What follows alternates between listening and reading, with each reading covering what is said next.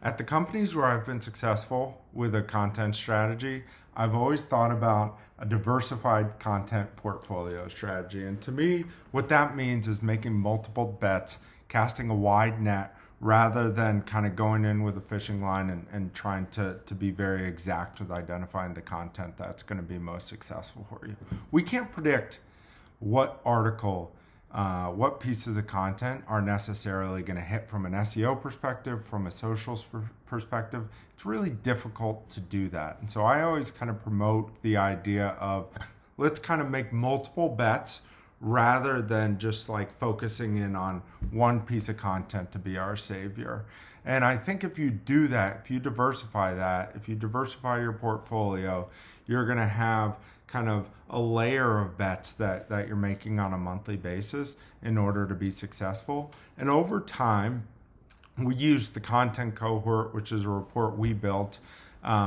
But you're going to be able to see the pattern of growth across your content, of how it kind of spikes up the first month and then drops down for 2 months and then sees steady growth through month 4 typically to month 12, at which point it evens out.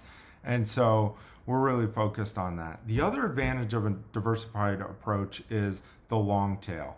And I think there's a lot of ways that you can leverage more content focused on longer tail terms, which will help you to drive users into the site where you have a better understanding of what their intent is. If somebody goes to Google and searches for a cat, you're not going to quite know what they're looking for as much as you would if they're searching for cat photos or organic cat food or something like that, which is really going to help you kind of tune that content and provide them what they need.